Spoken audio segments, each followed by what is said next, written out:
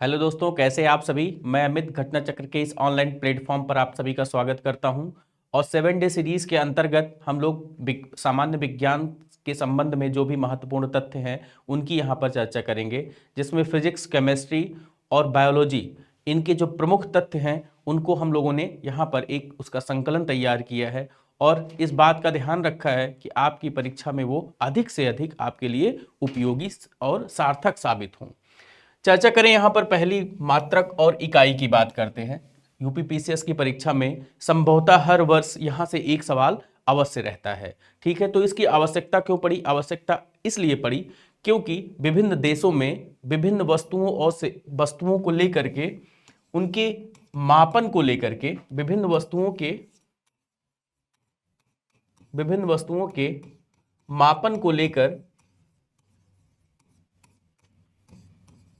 मापन को लेकर बहुत ज्यादा विभिन्नताएं थीं।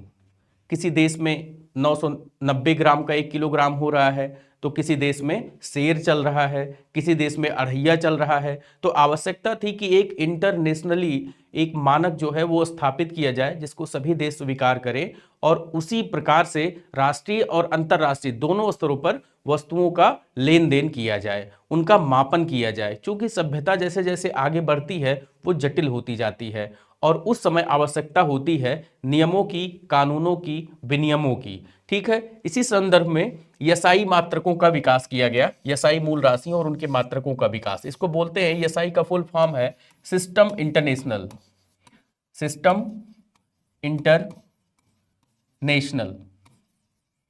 ठीक है, पेरिस शहर है, वहां पर एक सम्मेलन आयोजित हुआ था और वहां पर इन मात्रकों और इकाइयों के मानकों का निर्धारण किया गया। इनके प्रतीकों के संबंध में भी वहां पर विचार किया गया। तो आइए देखते हैं आपकी परीक्षा में महत्वपूर्ण इन मात्रक और इकाइयों में कौन कौन से बिंदुओं का संकलन किया गया है। तो पहला तथ्य है, इस पद्धति में 7 मूल मात्रक होते हैं। तो यसाई पद्धति में कितने मूल मात्रक होते हैं? 7। ठीक है, आइए देखते हैं। मूल राशि है लंबाई, और इसका यसाई मात्रक, इधर मूल राशियां हैं, ये यसाई मात्रक हैं, और ये उनके प्रतीक चिन्ह हैं। हम लोग आइए बिंदुवार चर्चा कर लेते हैं। पहला है, पहले तो पहली बात इसको बड़ा कर ले थोड़ा, जिससे आप लोगों को देखने में कठिनाई ना हो। इसको बड़ा कर लेते हैं और फिर आते हैं इन 7 मूल मात्रकों पर चर्चा करने के लिए।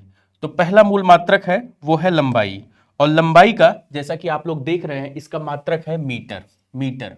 ठीक है, और इसका प्रतीक m है। द्रव्यमान का किलोग्राम, केजी। समय का सेकंड, s। विद्युत धारा का एम्पियर, A। ताप का केल्विन, K। पदार्थ की मात्रा मोल, इसका MOL। देख रहे हैं इसका मात्रक। आगे बढ़ते हैं। तो 7 मूल मात्रकों में अंतिम जो है वो है ज्योति तीव्रता, और इसका मात्रक है कैंडेला, और इसका संकेत चिन्ह है C और D, small c small d।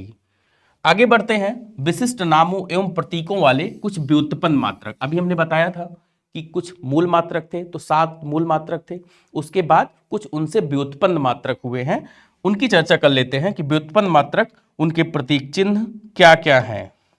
तो व्युत्पन्न मात्रकों की चर्चा करें तो यहां पर भौतिक राशि दी गई है, पहली भौतिक राशि यहां पर, और उसके बाद मात्रक का विशिष्ट नाम क्या है, उसका प्रतीक क्या है, और मूल मात्रकों के पदों में उसका मान क्या है, वैल्यू क्या है, ये वैल्यू। ठीक है, तो समकोण है, इसका रेडियन होता है, इसका विशिष्ट नाम रेडियन है क्या, रेडियन और स्टेरेडियन दोनों की चर्चा कर लेते हैं। तो पहली बात तो रेडियन जो होता है ये किसी वृत्त का कोण होता है, जबकि स्टेरेडियन जो होता है किसी गोले का भाग होता है। ठीक है, वृत्त, जैसे इसको एक वृत्त के माध्यम से देखते हैं, इसकी यहां से लेकर इसकी त्रिज्या है, इसकी त्रिज्या से इस पर एक कोण, अगर इस पर एक चाप के द्वारा एक कोण बनाया जाए तो ये जो कोण बनेगा ये क्या है, रेडियन, और ये क्या है, वृत्त है। ठीक है, इसी तरह से स्टेरेडियन की बात करें तो ये एक गोला है, गोला, स्फीयर जिसको बोलते हैं, स्फीयर, इस पर कोई चित्र बनाया जाए, ठीक है। जैसे एक फुटबॉल है, फुटबॉल है। अभी यहां पर एक और महत्वपूर्ण बात है, वो है 2D और 3D, 2D और 3D। तो जो गोला है ये स्फीयर, ये 3D है, और ये जो वृत्त है ये 2D है। डी का मतलब होता है डायमेंशन, उसके आयाम, लंबाई चौड़ाई, किसी में गहराई भी होती है, ठीक है, तो या किसी में ऊंचाई भी होती है। तो 2D, ये 2D है, इसमें लंबाई या चौड़ाई या गहराई या मोटाई यही है। और ये जो गोला होता है इसे 3D होता है, इसमें ऊंचाई भी होती है, ठीक है, और लंबाई और चौड़ाई भी होती है। देखते हैं आप लोग, बल्ज होता है वो पूरा।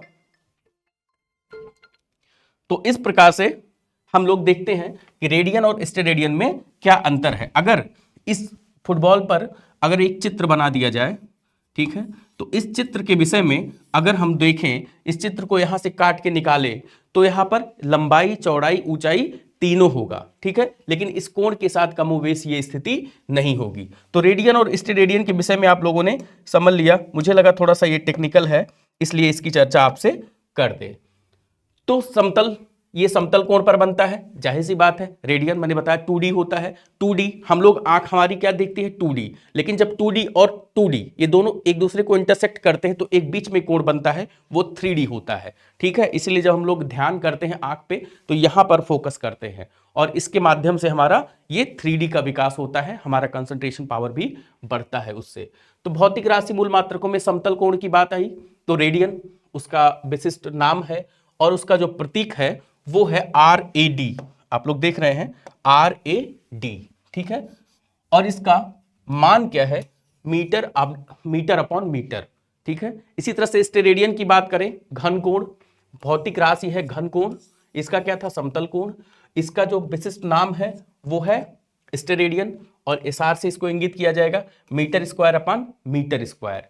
आवृत्ति की बात करें, इससे आप लोग बहुत अच्छे तरीके से परिचित होंगे, तो इसका मात्रक क्या है, हर्ट्ज, HZ, और SI raise power -1, second raise की पावर -1।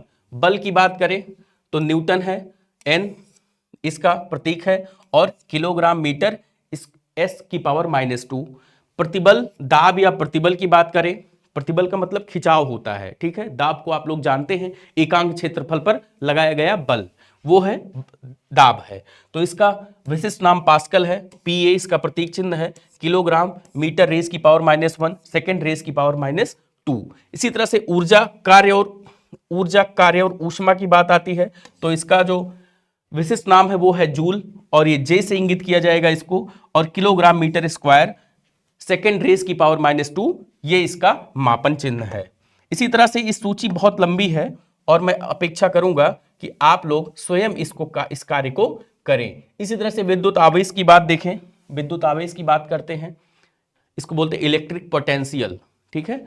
इलेक्ट्रिकली कोई भी चीज कितनी चार्ज है, उस पर कितना आवेश है, इसका मात्रक क्या है, कूलाम है, इसको C से इंगित करेंगे, और AS इसका वैल्यू होगा। वोल्टता या विद्युत विभवांतर की बात करें तो volt V kilogram metre square, S raise की पावर -3 और एम्पियर रेज की पावर -1। विद्युत धारिता फैराडे, विद्युत प्रतिरोध ओम, ये काम आपका है, और आपसे अपेक्षा करता हूं जो महत्वपूर्ण था उसकी चर्चा हमने कर दी, महत्वपूर्ण सारे हैं, इसकी चर्चा इसको आप लोग स्वयं से पढ़ेंगे। रिवीजन सीरीज है, थोड़ा तेजी से हम लोग आगे बढ़ेंगे। यहां पर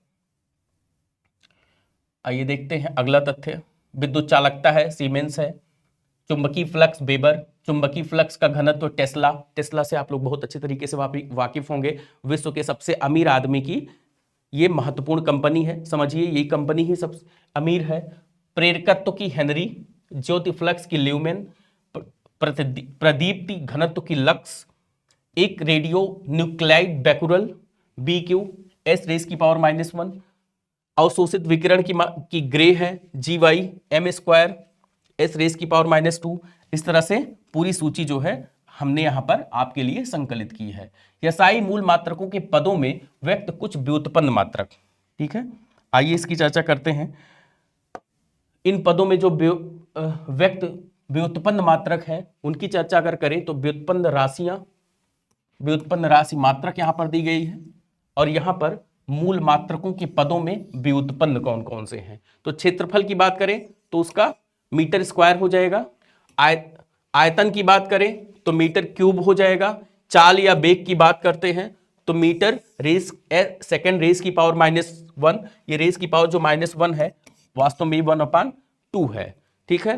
त्वरण की बात करते हैं तो फिर मीटर स्क्वायर -2 हो जाएगा, रेस की पावर -2। तरंग संख्या की बात करते हैं तो मीटर रेस की पावर -1।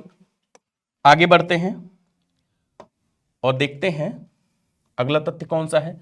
घनत्व, द्रव्यमान घनत्व की बात आती है तो किलोग्राम मीटर रेस की पावर -3 हो जाता है यहां पर।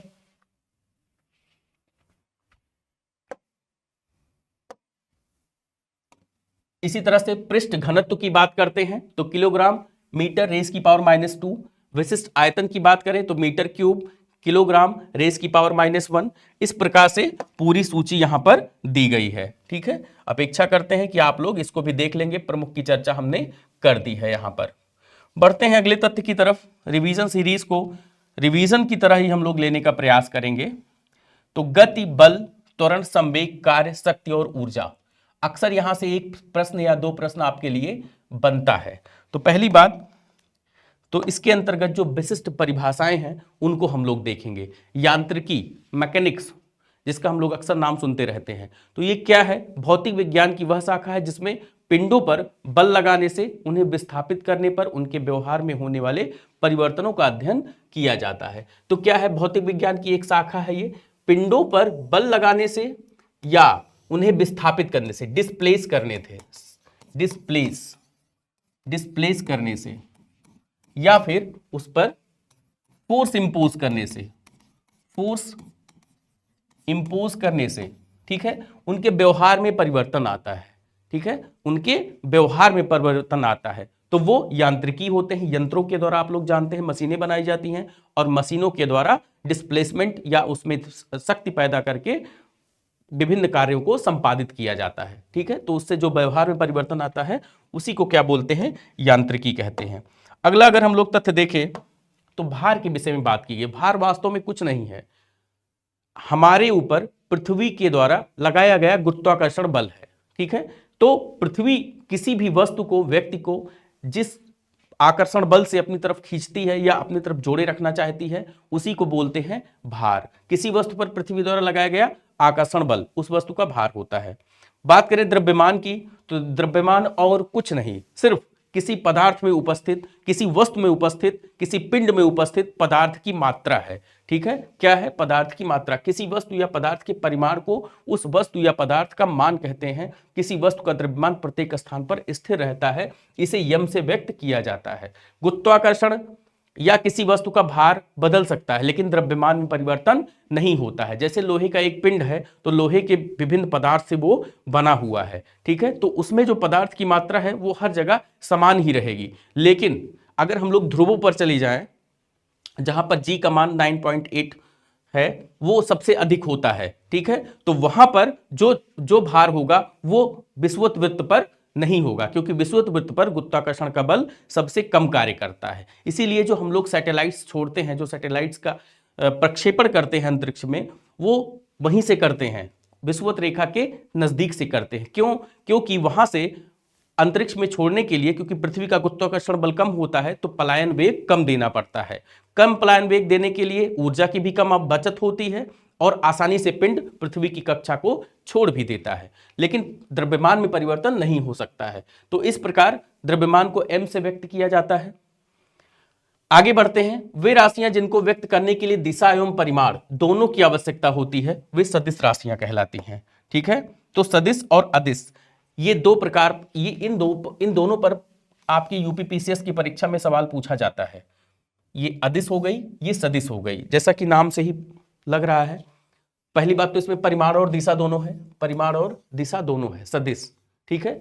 दो चीजें हैं, दिशा अपने आप सा से दिशा को व्यक्त कर दे रहा, अदिश एक नकारात्मक रूप में है तो इसमें दिशा नहीं होती है, ठीक है। अदिश में दिशा नहीं होती है, अदिश, ठीक है, दिशा नहीं है, और सदिश में दिशा होती है। लेकिन दोनों में जो चीज कॉमन है वो है परिमाण। परिमाण इसमें भी होगा और परिमाण इसमें भी होगा, सदिश में भी परिमाण होगा और अदिश में भी परिमाण होगा। अब आइए उनके उदाहरण देख लेते हैं। वे राशियां जो सदिश हैं वे हैं वेग है, विस्थापन है, त्वरण है, संवेग है। ठीक है, ये क्या है, ये सदिश राशियां हैं। अब विस्थापन, विस्थापन के लिए जरूरी क्या है, देखिए इसको सिद्ध करते हैं हम। आइए हम लोग, तो विस्थापन के लिए पहली बात तो बल लगाना है, बल फोर्स इंपोज करना है, और बल लगाने के बाद विस्थापन हो, विस्थापन हो, डिस्प्लेसमेंट हो, और इसी को बोलते हैं कार्य। अगर बल लगाया गया और विस्थापन नहीं हुआ तो उसको कार्य नहीं माना जाएगा। ठीक है, तो इसमें दोनों हो गया, विस्थापन के लिए बल लगाना जरूरी है। ठीक है, तो बल, बल हो गया, परिमाण हो गया, ये परिमाण हो गया, और विस्थापन किसी दिशा में होगा। ठीक है, आगे पीछे ऊपर नीचे कहीं पर होगा, तो ये दिशा हो गई। ठीक है, तो इस प्रकार ये स्पष्ट हो गया कि विस्थापन जो है वो एक सदिश राशि है। उसी प्रकार वेग, विस्थापन, त्वरण, संवेग और बल ये सारे हैं। अब अदिश राशियों की चर्चा कर लें इस संबंध में। तो अदिश राशियों में केवल परिमाण होता है, केवल परिमाण की आवश्यकता होती है, दिशा की नहीं। इसका एक उदाहरण हम लोग लेते हैं, इसी प्रकार से चाल की बात कर लेते हैं। तो चाल में क्या है, इसमें परिमाण की आवश्यकता होती है। चाल कितनी है, चाल कितनी है, बस। ठीक है, दूरी की बात कर लेते हैं, तो दूरी कितनी है। ठीक है, यही स्पष्ट होता है और दिशा स्पष्ट नहीं होती है। आइए आगे बढ़ते हैं अगले तथ्य की तरफ और देखते हैं रिवीजन सीरीज में किस चीज का संकलन किया गया है। तो प्रकाश की बात आती है, यहां पर हम लोग प्रकाश की बात करेंगे। प्रकाश का पृथ्वी पर मूल स्रोत क्या है, सूर्य है। सूर्य हमारे लिए प्रकाश का सर्वप्रमुख स्रोत है। उसी की वजह से हम लोग वस्तुओं को देख पाते हैं। ठीक है, जिन वस्तुओं पर प्रकाश पड़ता है वो वस्तुएं प्रकाश को परावर्तित करती हैं और उनका एक प्रतिबिंब हमारे नेत्र पर पड़ता है, जिसकी वजह से उन वस्तुओं को हम लोग देख पाते हैं। तो प्रकाश की बात करें तो भिन्न भिन्न माध्यमों में प्रकाश की चाल है। भाई प्रकाश चलेगी, प्रकाश एक तरंग है। ठीक है, और वो गति करती है, तो उसकी चाल के विषय में हम लोग यहां पर बात करेंगे। भिन्न भिन्न माध्यमों में प्रकाश की चाल कैसी है। तो प्रकाश किसी माध्यम से जब गुजरता है तो उसकी गति पर क्या प्रभाव पड़ता है, यहां पर वही बात की गई है। तो पहली बात है माध्यम, माध्यम यहां पर लेंगे। प्रकाश की चाल मीटर पर सेकंड में है यहां पर। तो पहली बात तो निर्वात, निर्वात में जहां पर कोई माध्यम नहीं है, कोई डिस्टरबेंस नहीं है, ठीक है, वहां पर कोई फ्रिक्शन नहीं है। निर्वात में 3 गुणे 10⁸ मीटर पर सेकेंड इसकी चाल होगी। जल में देखिए यहां पे चाल कम हो जा रही है क्योंकि जल डेंस होगा निर्वात की अपेक्षा, तो 2.25 गुणे 10⁸। कांच और डेंस होगा तो 2 गुणे 10⁸।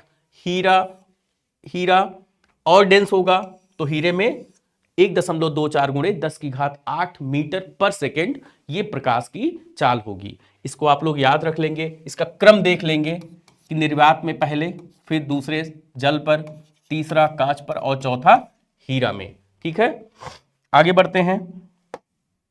और लाल और बैगनी रंग से संबंधित महत्वपूर्ण तथ्य।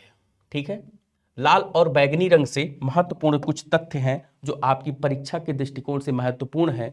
ये दोनों रंग वास्तव में हमारे लिए, हमारे जीवन में बहुत उपयोगी हैं, तो इनकी प्रकृति के विषय में जानना हमारा कर्तव्य है। तो पहली बात ली गई है रंग, यहां पर लिया गया है रंग। दूसरा यहां पर चाल, पेन का वो बदल लेते हैं क्योंकि हेड्स को अलग करना है। ठीक है, तो यहाँ पे पहली बात ये रंग है, ये चाल है, ये अपवर्तनांक है, ये तरंगदैर्घ्य है, ये विक्षेपण है। तरंगदैर्घ्य आप लोग सामान्य रूप से जानते हैं। यहाँ पर अपवर्तनांक की चर्चा हम लोग कर लेते हैं। अपवर्तनांक, ठीक है, ये प्रकाश की चाल है, ये प्रकाश है, ये कोई प्रकाश है, ये माध्यम है, ये विरल है। ठीक है, और ये एक सघन माध्यम है, ये प्रकाश की किरण है, प्रकाश की किरण है। ठीक है, तो जब विरल माध्यम से प्रकाश सघन माध्यम में आता है तो अपने लंब की तरफ, ये लंब है, ठीक है, ये लंब है, लंब इसकी तरफ थोड़ा सा झुक जाता है ये। ठीक है, तो इसका अपवर्तन, ये क्या हुआ, इसका अपवर्तन हुआ क्योंकि अपने मार्ग से ये विचलित हो गया। इसी प्रकार मान लीजिए वाइस वर्सा है, ये यहां पर वाइस वर्सा का मतलब होता है उल्टा, यहां पर सघन माध्यम है, ठीक है, और यहां पर विरल है, ठीक है। जल से वायु में प्रकाश का पुंज आ रहा है, तो फिर क्या होगा, वो अपने मार्ग से थोड़ा लंब से ऊपर चला जाएगा, रिफ्लेक्ट हो जाएगा, ठीक है, इधर चला जाएगा। इधर क्यों आ गया, इधर क्यों आ गया, क्योंकि इसकी गति कम हो गई। ये जो मीडियम था ये डेंस था, डेंस की वजह से उसकी गति कम हो गई, लेकिन यहां पर ये डेंस से जब यहां पर विरल में आया तो इसकी गति तीव्र हो गई और ये ऊपर चला गया, लंब से दूर चला गया। तो ये हो गया अपवर्तन। अपवर्तन के बहुत सारे व्यवहारिक सिद्धांत हैं, बहुत सारे व्यवहारिक प्रयोग हैं। जैसे पानी में पड़ा हुआ एक डंडा है, एक छड़ है कोई लकड़ी की, तो हमको ऐसा लगता है कि वो ऊपर जो है आ गया है, बहुत नजदीक है, वास्तव में वो बहुत नीचे होता है।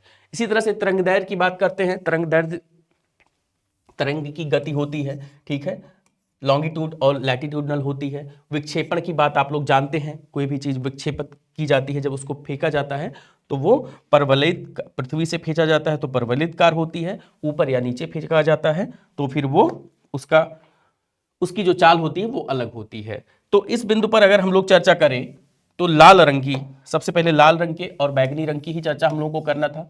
तो लाल रंग की चाल वो कंसेप्चुअल पार्ट था, उसको भी जानना जरूरी था। चाल जो है वो सर्वाधिक होती है, किसकी चाल सर्वाधिक होती है, लाल रंग की, ठीक है, और इसका अपवर्तन सबसे कम होता है। इसकी तरंग दैर्ध्य सबसे अधिक होती है, तरंग दैर्ध्य सबसे अधिक उसी की होगी जिसमें ऊर्जा सबसे ज्यादा अधिक होती है, ठीक है। तो लाल रंग में ऊर्जा बहुत अधिक होती है। और विक्षेपण की बात करें तो इसका विक्षेपण बहुत कम होता है, सबसे कम विक्षेपण होता है। इसीलिए जब खतरे का निशान का प्रतीक बनाया जाता है रोड के किनारे या किसी स्थान पर तो लाल रंग से होता है, क्योंकि ये बहुत दूर से दिखाई देता है। इसकी तरंग दैर्ध्य सर्वाधिक होती है और इसमें अपवर्तन भी सबसे कम होता है, विक्षेपण सबसे कम होता है, इसलिए सबसे उपयुक्त होती है। बैगनी रंग की बात करते हैं तो इसकी चाल सबसे कम होती है और अपवर्तन इसमें सर्वाधिक होता है, तरंग दैर्ध्य इसकी सबसे कम होती है, ठीक है, और सर्वाधिक विक्षेपण इसमें होता है, ठीक है। अगली बात करते हैं हम लोग, थोड़ा तेजी से आगे हम लोग बढ़ेंगे क्योंकि बहुत ज़्यादा कॉन्सेप्ट में पढ़ेंगे, जो आवश्यक कॉन्सेप्ट होंगे बस उन्हीं की चर्चा की जाएगी और वो परीक्षा के दृष्टिकोण से महत्वपूर्ण भी हों। अब कुछ वस्तुएं दी गई हैं, ये वस्तुएं प्रकाश के रंगों में विभिन्न रूप से परिलक्षित होती हैं। कुछ तो उनके मूल रूप में दिखाई पड़ती हैं और कुछ उनके मूल रूप से भिन्न दिखाई पड़ती हैं। तो हम लोग इसकी चर्चा करेंगे। सबसे पहले प्रकाश के रंग की बात करें हम लोग, यहाँ पर प्रकाश के रंग की बात, तो सफेद, लाल, हरा, पीला, नीला, ये इतने रंगों को, प्रकाश के रंगों को लिया गया है। वस्तुएं कौन कौन सी हैं, सफेद वस्तुएं हैं, लाल है, हरी है, पीली है, नीली है और काली वस्तु है। ये दो चीजें हो गई। अब देखते हैं हम लोग, सफेद कोई वस्तु है जो सफेद है, प्रकाश का रंग पहली बात सफेद हम ले रहे हैं, इसमें ये सफेद वस्तु जो है वो सफेद ही दिखाई पड़ेगी। लाल है तो लाल दिखाई पड़ेगी, हरी है तो यही सफेद प्रकाश में हरी दिखाई पड़ेगी, पीली है तो पीली दिखाई पड़ेगी, नीली है तो नीली दिखाई पड़ेगी और काली है तो काली दिखाई पड़ेगी। इसी तरह से लाल प्रकाश की बात करें तो सफेद वस्तु लाल दिखाई पड़ेगी, लाल वस्तु है ये लाल दिखाई पड़ेगी, लेकिन यहीं पर विचलन आता है, लाल प्रकाश है, हरी वस्तु है, ये काली दिखाई पड़ रही है, ठीक है। इसी तरह से पीली वस्तु है वो भी काली दिखाई पड़ रही है, इसी तरह से नीली वस्तु है ये भी काली दिखाई पड़ रही है और काली वस्तु है ये भी काली दिखाई पड़ रही है। इस प्रकार लाल प्रकाश में अगर हरी वस्तु को हम लोग देखेंगे तो वो काली दिखाई पड़ेगी, ठीक है।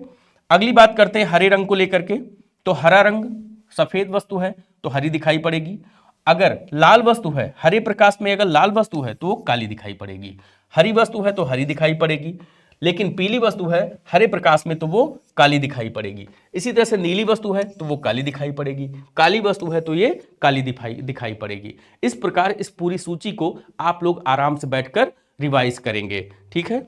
हमने महत्वपूर्ण चर्चा कर दी, इससे आपको रूबरू करवा दिया, इसके कारणों को बता दिया। अब इसको करना आपका काम है, क्योंकि रिवीजन सीरीज में हमको तेजी से सिलेबस खत्म कर दे, जिससे आप इसको मेरे एक बार रिवाइज करवाने से नहीं होगा, आपको कई बार इसको रिवाइज करना पड़ेगा। आइए बढ़ते हैं, अवतल दर्पण से बने प्रतिबिंबों की विभिन्न स्थितियों की चर्चा यहां पर करना है, ठीक है। तो पहली बात हम लोग अवतल दर्पण को जान लेते हैं। ये एक अवतल दर्पण है, ठीक है। यहाँ पर पोल है, इसको ध्रुव बोलते हैं, ठीक है। यहाँ पर कुछ किरणें आती हैं, इस पर प्रकाश की किरणें, ठीक है। प्रकाश की किरणें इस अवतल दर्पण पर पल रही हैं। अब यहां से इनका विक्षेपण होगा, यहां से इनका विक्षेपण होगा और वो किसी एक मूल स्थान पर आकर के मिलेंगी। ये इसका क्या होगा? फोकस होगा। ये इसका फोकस होगा, जहां पर सारी किरणें वापस आकर के एक बिंदु पर प्रतिच्छेदित करेंगी, वो क्या होगा? फोकस होगा। लेकिन चूंकि ये अवतल दर्पण जो है ये एक गोलीय दर्पण का भाग है, ये एक गोलीय दर्पण का भाग है, ये इसका आधा भाग ये है, ठीक है। तो इस गोलीय दर्पण का जो केंद्र होगा ये वक्रता केंद्र होगा, वक्रता केंद्र, कर्वेचर बोलते हैं इसको, सी, इसको सी से डिनोट करेंगे, ठीक है। तो सबसे पहले अवतल दर्पण और उन पर प्रतिबिंबों की विभिन्न स्थितियों को बनने के पहले, क्योंकि अलग अलग जगह पर प्रतिबिंब बनेंगे, तो हम लोग इस कॉन्सेप्ट को जान लेंगे। आइए बढ़ते हैं और देखते हैं कि इस अवतल दर्पण से बने प्रतिबिंबों की विभिन्न स्थितियां क्या क्या हैं। तो पहली बात तो वस्तु की स्थिति हम लोग जानेंगे। वस्तु की स्थिति, वस्तु रखी कहां पे है। प्रतिबिंबों की स्थिति, प्रतिबिंब बन कहां रहा है। प्रतिबिंबों की प्रकृति, प्रतिबिंब किस प्रकृति का है, उल्टा है कि सीधा है कि वास्तविक है कि आभासी है, ठीक है। उसके बाद प्रतिबिंब का आकार, ठीक है, वो समान आकार का है कि वो बड़ा दिखाई पड़ रहा है, कि वो छोटा दिखाई पड़ रहा है, कि वो बहुत बड़ा दिखाई पड़ रहा है। अब बात करें, अगर वस्तु की स्थिति वक्रता केंद्र पर बनेगी, अभी मैंने वक्रता केंद्र के विषय में आपको बताया वो कॉन्सेप्ट, तो वक्रता केंद्र पर अगर बनेगी तो प्रतिबिंब की स्थिति वक्रता केंद्र पर ही होगी, प्रतिबिंब की स्थिति वक्रता केंद्र पर होगी। लेकिन प्रतिबिंब की प्रकृति क्या होगी? वो उल्टी और वास्तविक होगी, उल्टी और वास्तविक होगी। वहीं आकार की बात करें, प्रतिबिंब के आकार की बात करें तो वो समान आकार का होगा, ठीक है, छोटा या बड़ा नहीं होगा बल्कि समान आकार का होगा। अब दूसरी बात करें अनंत पर, अगर वस्तु की स्थिति अनंत पर है, ठीक है, और प्रतिबिंब की स्थिति फोकस पर है, प्रतिबिंब की स्थिति फोकस पर है, तो प्रतिबिंब की प्रकृति क्या होगी? उल्टी और वास्तविक। जबकि प्रतिबिंब का जो आकार होगा वो बहुत छोटा, अर्थात एक बिंदु के आकार का होगा, बहुत छोटा होगा। वहीं फोकस पर बात करते हैं, वस्तु की स्थिति अगर फोकस F पर होती है तो प्रतिबिंब की स्थिति अनंत पर बनेगी, ठीक है, प्रतिबिंब की स्थिति अनंत पर। इसकी प्रकृति क्या होगी? प्रतिबिंब प्राप्त ही नहीं होगा, ठीक है। अगर वस्तु की स्थिति फोकस पर हो तो वस्तु की स्थिति अगर फोकस पर हो तो प्रतिबिंब की स्थिति अनंत पर बनेगी और प्रतिबिंब की प्रकृति जो है वो प्रतिबिंब प्राप्त ही नहीं होगा। और यहां पर भी आकार भी जब प्राप्त नहीं होगा तो फिर समझ ही सकते हैं कुछ भी नहीं।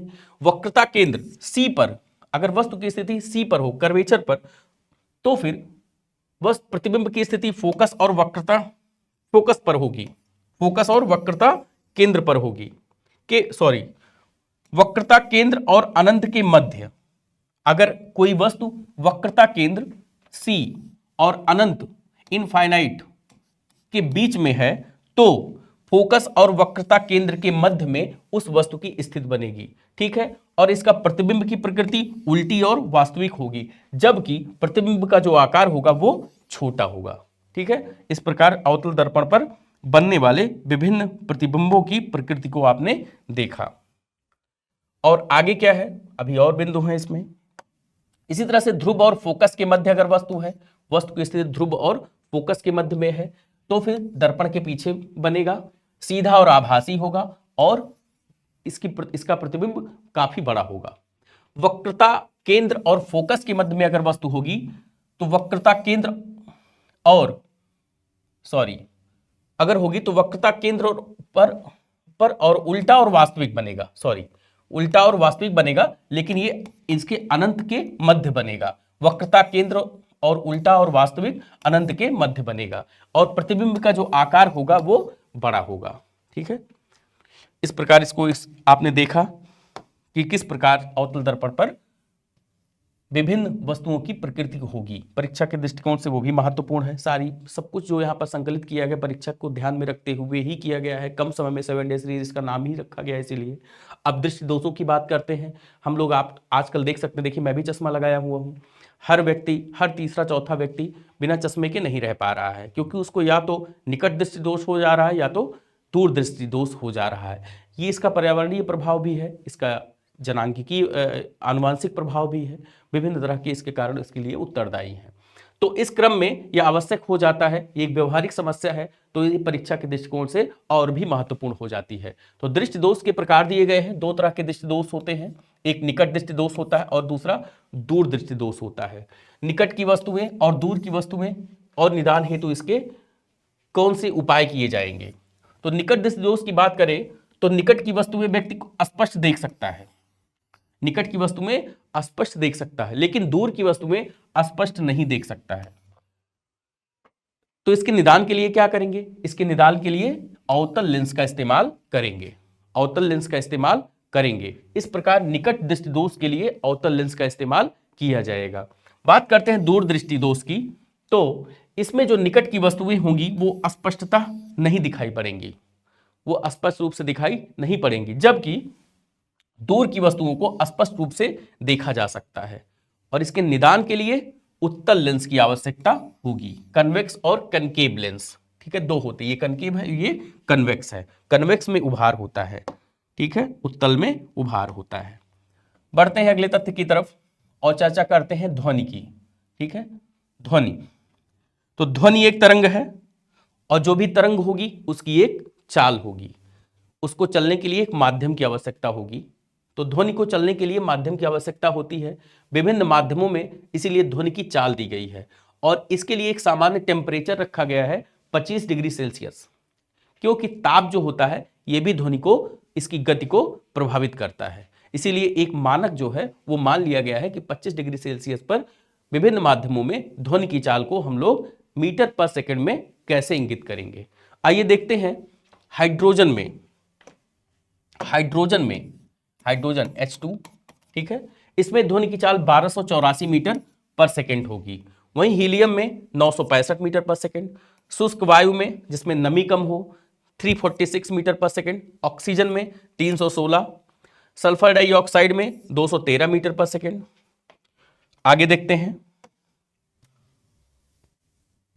समुद्री जल की बात करते हैं। समुद्री जल में सैलिनिटी बहुत ज्यादा होती है, लेकिन इसमें ध्वनि की जो चाल है 1531 मीटर पर सेकंड है। आसुत जल की बात करें तो 1498 मीटर पर सेकंड, एथेनॉल की बात करें तो 1144 मीटर पर सेकंड लगभग, मेथनॉल की बात करें तो 1103। इस तरह से ध्वनि की चाल को विभिन्न माध्यमों में दिया गया है। महत्वपूर्ण मैंने बता दिया और फिर आगे इसको आप लोग पढ़ेंगे। लेकिन सबसे ज्यादा किसमें होता है, ये एक मुद्दा है, अभी तक आया नहीं मेरे समक्ष, मेरा प्रयास है कि उस पर हम चर्चा जरूर कर लें। तो एल्यूमिनियम में 6420 मीटर पर सेकंड, निकल में 6040 और स्टील में 5960, लोहे में 5950, पीतल में 4700, कांच में 3980। तो देखने पर मालूम होता है कि एल्यूमिनियम में सबसे ज्यादा ध्वनि की चाल होती है 6420 मीटर प्रति सेकंड। पढ़ते हैं अगले तथ्य की तरफ। आपके लिए महत्वपूर्ण तथ्यों का जो संकलन किया गया है उस क्रम में हमारे पास अगली महत्वपूर्ण जानकारी कौन सी है, तो ध्वनि के स्रोत तीव्रता डेसिबल में।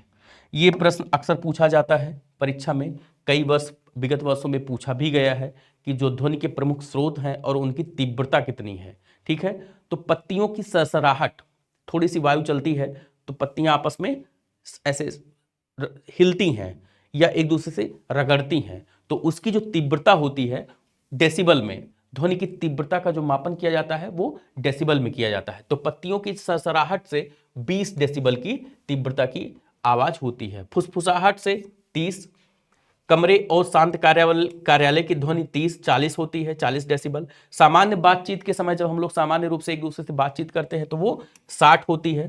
ट्रक की आवाज 80 से 85 होती है। जेट इंजन की आवाज 120 होती है। जेट इंजन क्या करता है, वायुमंडल से ऑक्सीजन को लेकर के अपने फ्यूल को ऑक्सीडाइज करता है और उसी की गति से वो आगे बढ़ता है। ठीक है, ईंधन उसमें पहले से होता है। जेट प्लेन जब उतरता है तो उसकी तीव्रता, ध्वनि की तीव्रता 150 डेसिबल हो जाती है। Rocket engine 180 decibel. अभी तक जो हम लोगों ने पढ़ा उसमें रॉकेट इंजन ज्यादा है। आगे देखते हैं इससे भी ज्यादा ध्वनि है किसी की तो नहीं, सबसे ज्यादा ध्वनि की तीव्रता रॉकेट इंजन की होती है। अगर क्रम बनाने के लिए आपके लिए आ जाए और आपको दे दिया जाए rocket engine, jet plane, jet engine, truck और या और किसी को ऊपर वाले में से किसी को ले लिया जाए, तो आप लोग सबसे पहला, अगर अवरोही आता है तो सबसे पहले रॉकेट इंजन को मारेंगे क्योंकि अधिक से कम की तरफ, और आरोही आता है तो सबसे पहले पत्तियों की सरसराहट को मारेंगे। ठीक है, इस तरह से आप लोग जोड़ा बना लेंगे।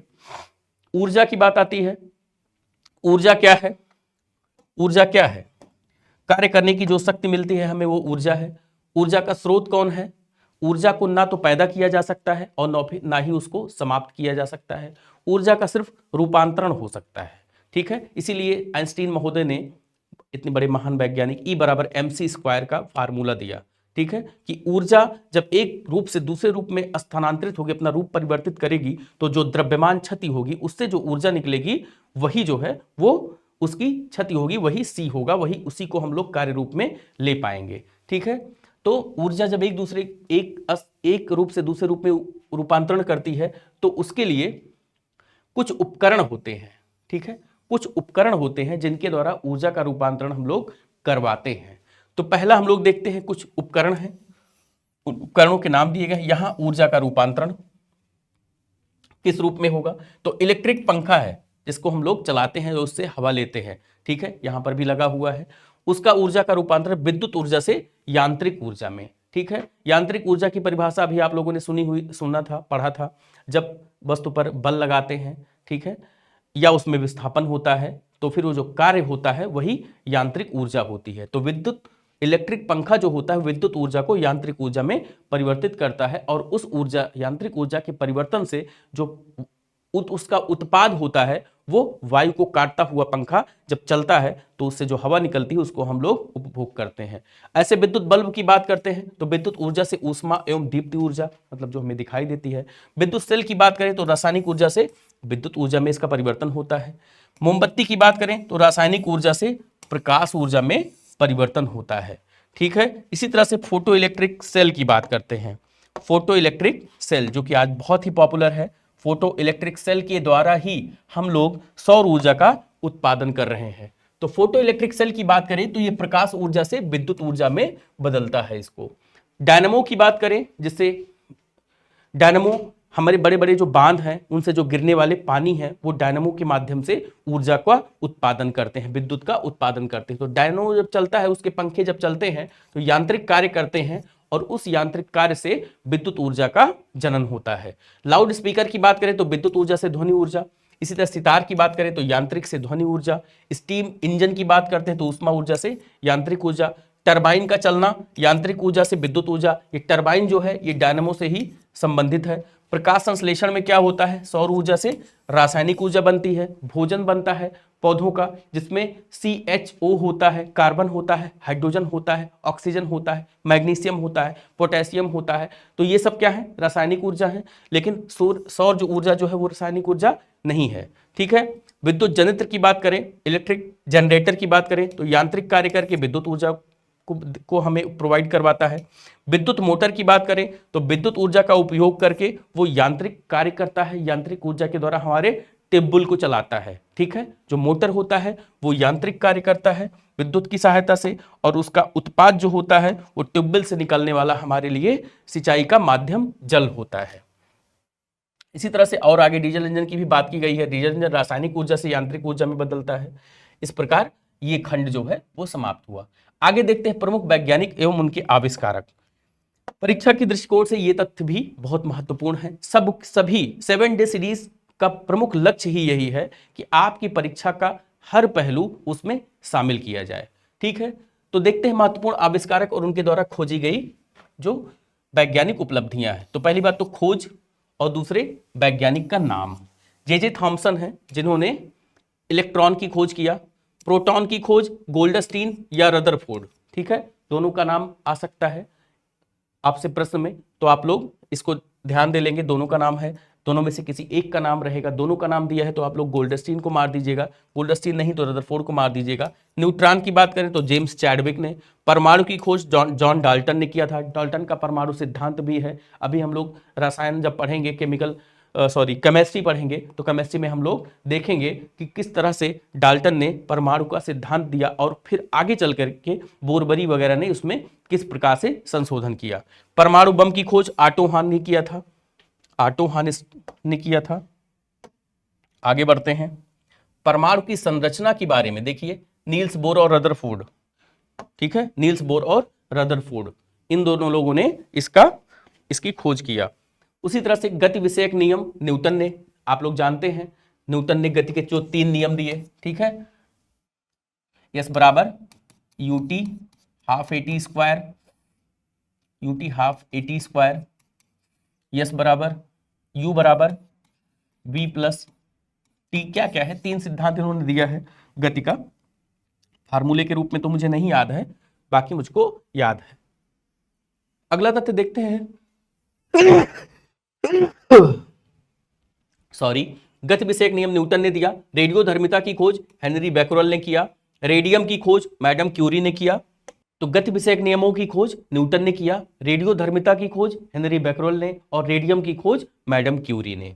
आइए आगे बढ़ते हैं और देखते हैं कि वैज्ञानिक क्षेत्र में जो प्रगति हुई है, जो खोज हुई है, उसमें और कौन कौन से वैज्ञानिकों का योगदान है।